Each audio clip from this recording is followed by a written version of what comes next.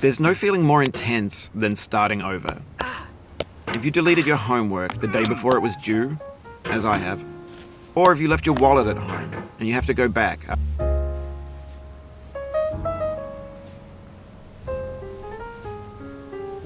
after spending an hour in the commute. If you won some money at the casino and then put all your winnings on red but it came up black.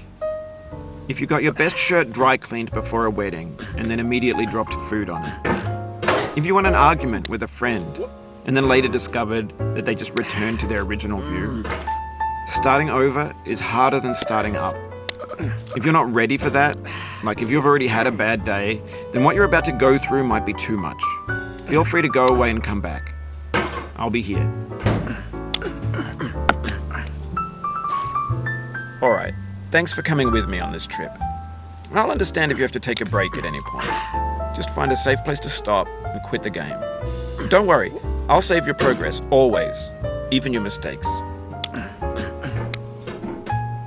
This game is a homage to a free game that came out in 2002, titled Sexy Hiking. The author of that game was Jazor, a mysterious Czech designer who was known at the time as the father of B games. And B games are rough assemblages of found objects. Designers slap them together very quickly and freely, and they're often too rough and unfriendly to gain much of a following. They're built more for the joy of building them than as polished products. In a certain way, Sexy Hiking is the perfect embodiment of a B game. It's built almost entirely out of found and recycled parts, and it's one of the most unusual and unfriendly games of its time. In it, your task is simply to drag yourself up a mountain with a hammer. That act of climbing, in the digital world or in real life, has certain essential properties that give the game its flavor. No amount of forward progress is guaranteed. Some cliffs are too sheer or too slippery, and the player is constantly, unremittingly in danger of falling and losing everything. Anyway, when you start Sexy Hiking, you're standing next to this dead tree that blocks the way to the entire rest of the game. It might take you an hour to get over that tree, and a lot of people never got past it. You prod and you poke at it, exploring the limits of your reach and your strength, trying to find a way up and over. And there's a sense of truth in that lack of compromise. Most obstacles in video game worlds are fake. You can be completely confident in your ability to get through them once you have the correct method or the correct equipment or just by spending enough time. In that sense, every pixelated obstacle in Sexy Hiking is real.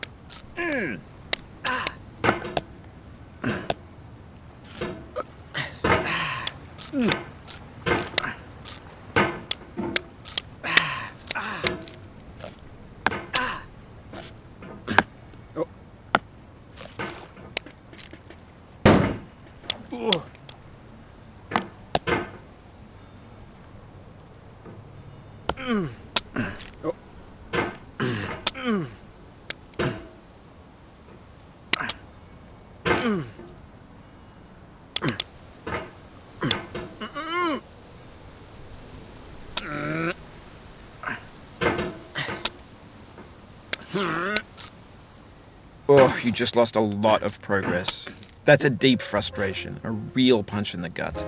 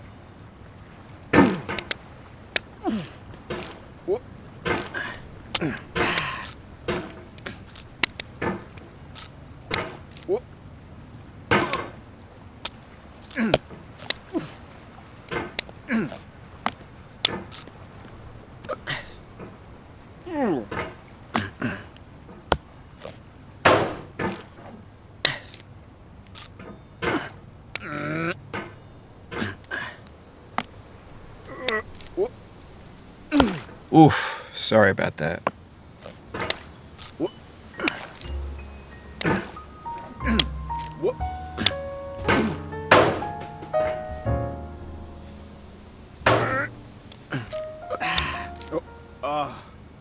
Oh, it happened again. Keep on trying, don't let it get to you.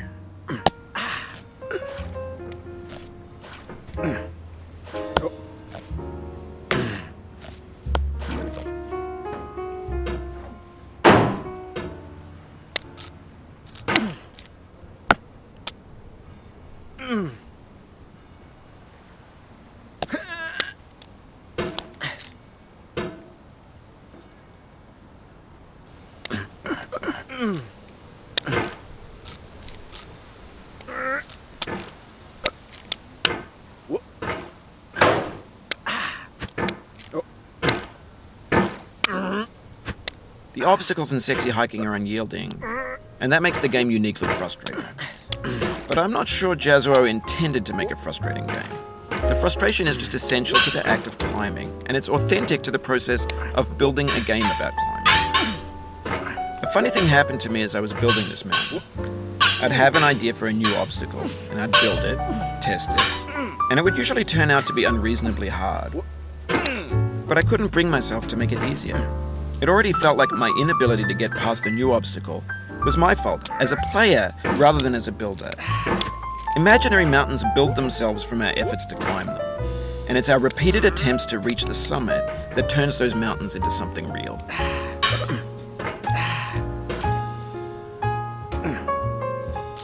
When you're building a video game world, you're building with ideas, and that can be like working with quickset cement. You mold your ideas into a certain shape that can be played with, and in the process of playing with them, they begin to harden and set until they're immutable, like rock. And at that point, you can't change the world, not without breaking it into pieces and starting fresh with new ideas.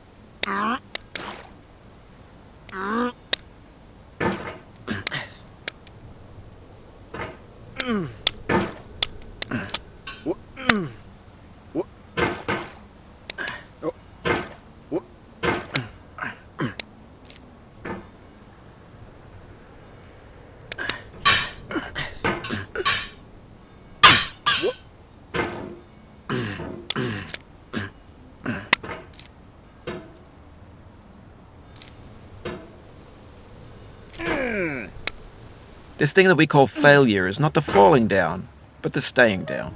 Mary Pickford. No.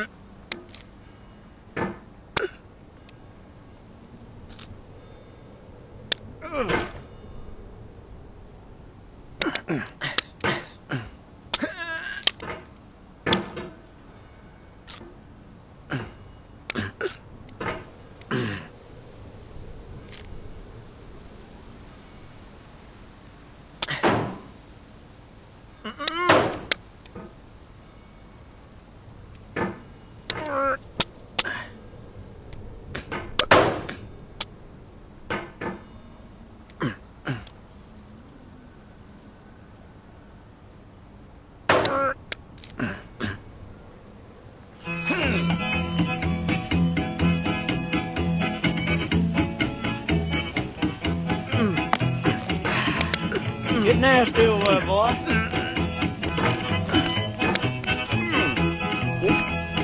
Going down the road feeling bad. I'm going down the road feeling bad.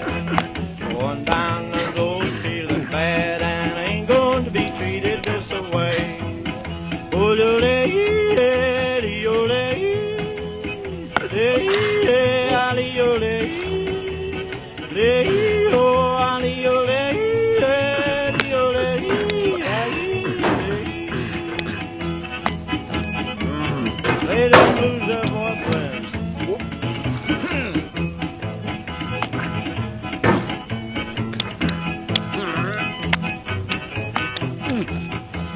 Down in the jail on my knees, I'm down in jail on my knees, down in jail on my knees, and I ain't going to be treated this way.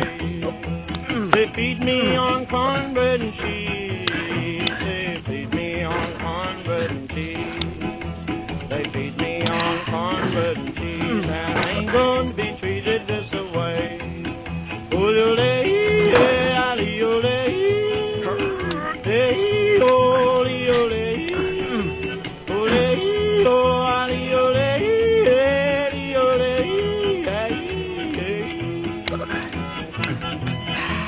Let's go to town, boys. Everybody. Lord, Lord, Lord.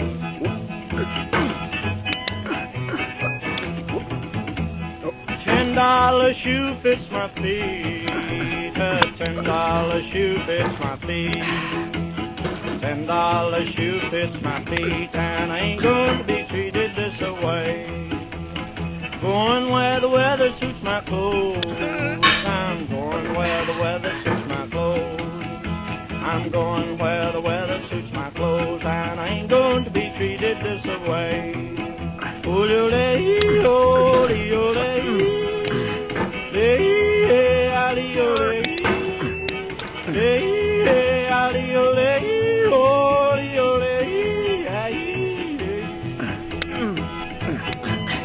Turn down, boy, turn down. Hey, hey, hey.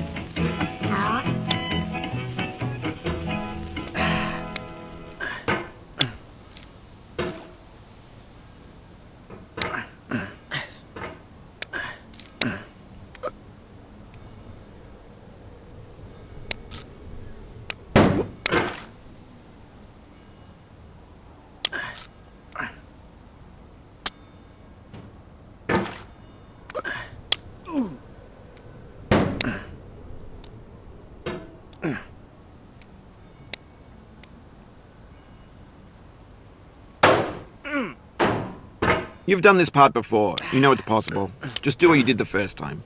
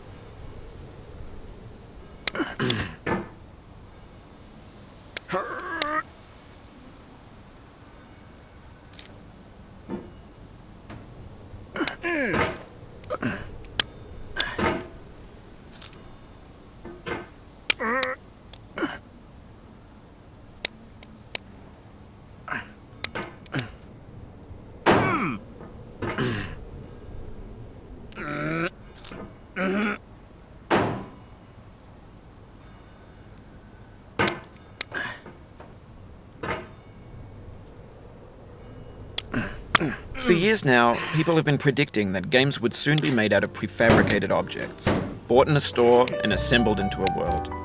And for the most part, that hasn't happened, because the objects in the stores are trash. I don't mean they look bad or that they're badly made, although a lot of them are.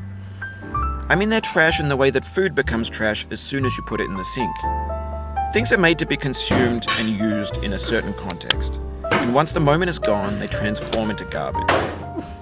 In the context of technology, those moments pass by in seconds. Over time, we've poured more and more refuse into this vast digital landfill that we call the internet. It now vastly outnumbers and outweighs the things that are fresh and untainted and unused. When everything around us is cultural trash, trash becomes the new medium, the lingua franca of the digital age. And you can build culture out of trash, but only trash culture. B games, B movies, B music, B philosophy.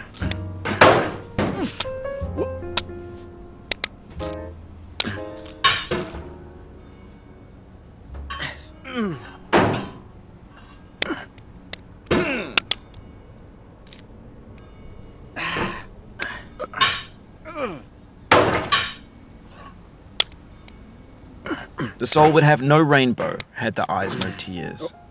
John Vance Cheney.